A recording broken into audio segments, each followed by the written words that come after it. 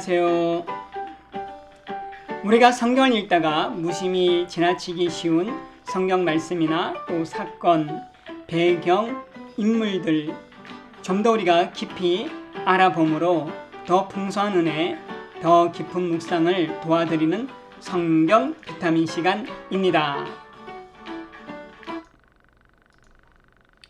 여러분, 먼저 제가 말씀드리고 싶은 게 있는데요.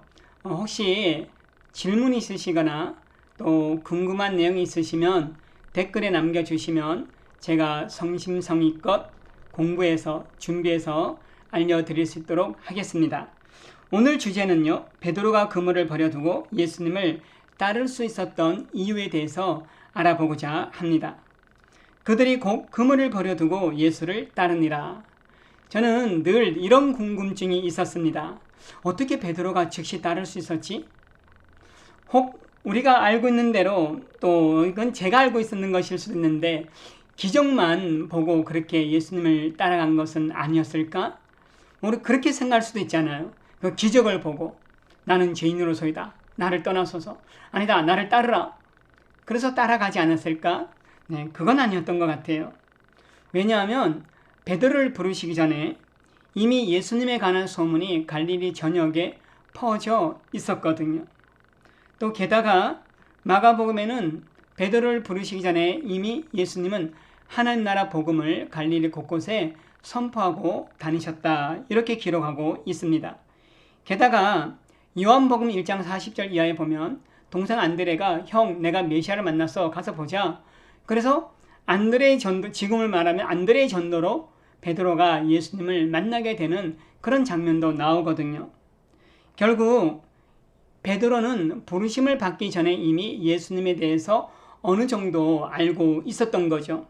그분의 말씀을 들어서 알고 있었고, 거기에 더해서 물고기를 많이 잡게 된 그 기적이 더해지니 예수님을 따를 수 있었지 않았을까, 그런 생각을 합니다. 또 중요한 게 있는데요. 예수님 당시에 유대인들이 스승에 대해서 가졌던 생각이 장로들의 전통에 보면 이런 내용이 나옵니다. 육신의 아버지는 이 세상에 생명만 준 존재이지만 이 스승은 율법을 가르치고 묵상하게 도와줌으로 말미암아 오는 세상에서의 생명을 주는 존재다.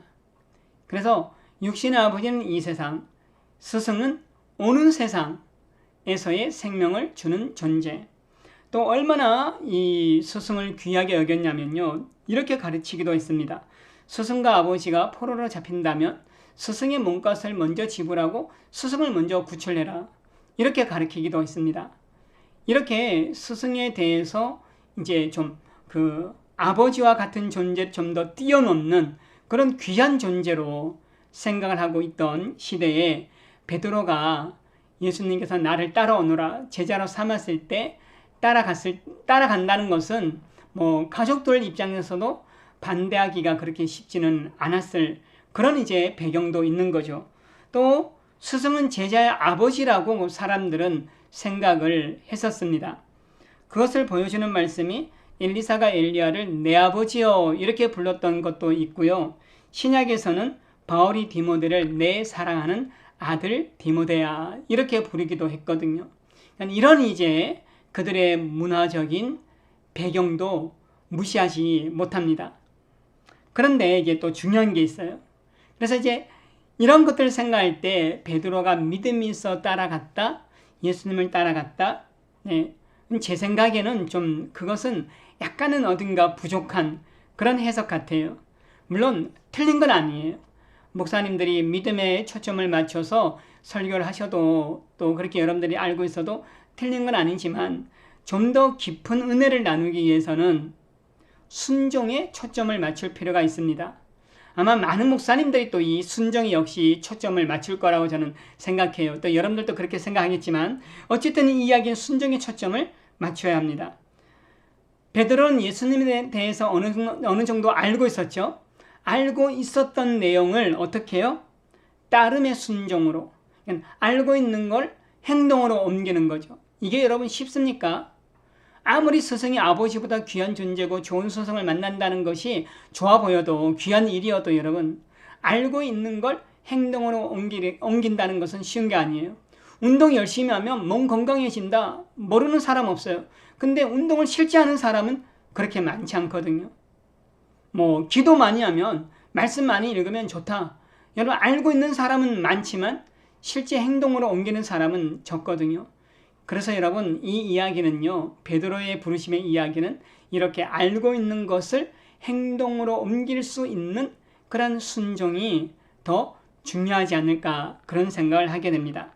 하나만 더 제가 말씀을 드리면 베드로를 부르신 예수 그리스도 여러분 예수님을 따라다닌 사람들이 그때 베드로 한두 명 베드로만이 아니거든요. 수많은 사람들이 예수님을 따라다녔습니다. 예수님이 계신 곳에 몰려들었습니다. 초창기 예수님의 사역에는 많은 사람들이 열광을 했거든요. 가는 곳마다 사람들이 몰려들었습니다. 그 수많은 사람들 가운데 베드로를 부르신 거죠. 이것이 바로 부르심의 은혜예요. 여러분 예수님을 모르는 사람들이 있을까요? 우리나라 같은 경우는 거의 없을 것 같아요. 많은 사람들이 알고 있지만 주님께서 저와 여러분을 부르셨다는 거예요. 수많은 사람 가운데 나를 부르신 은혜, 이것 또한 오늘 이 말씀이 주는 또 다른 깊이 있는 은혜입니다. 여러분 어떠셨습니까? 베드로가 예수님을 즉시 따를 수 있었던 배경에 대해서 말씀을 드렸고 또 그럼에도 불구하고 아는 것을 행동으로 옮기는 것이 얼마나 중요한지 그리고 주님이 나를 부르셨음이 얼마나 귀한 은혜인지를 나눴습니다. 부디 여러분의 삶에도 아는 것을 행동으로 옮길 수 있는 믿음이 있으시기를 바랍니다. 질문이 있으신 분은 댓글로 남겨주시길 바라고요. 우리 권능교회와 화성TV 저를 위해서 기도와 관심 부탁드립니다. 오늘의 기도, 사랑하는 하나님, 부르심의 은혜를 늘 기억나게 하여 주시고 알고 있는 말씀을 생활 가운데 실천할 수 있는 순종을 허락하여 주시길 바랍니다. 예수님의 이름으로 기도드립니다. 아멘. 여러분 감사합니다. 비가 많이 옵니다. 또 여름 휴가 기간입니다. 안전하고 건강한 휴가 기간 되시기를 바랍니다. 화이팅!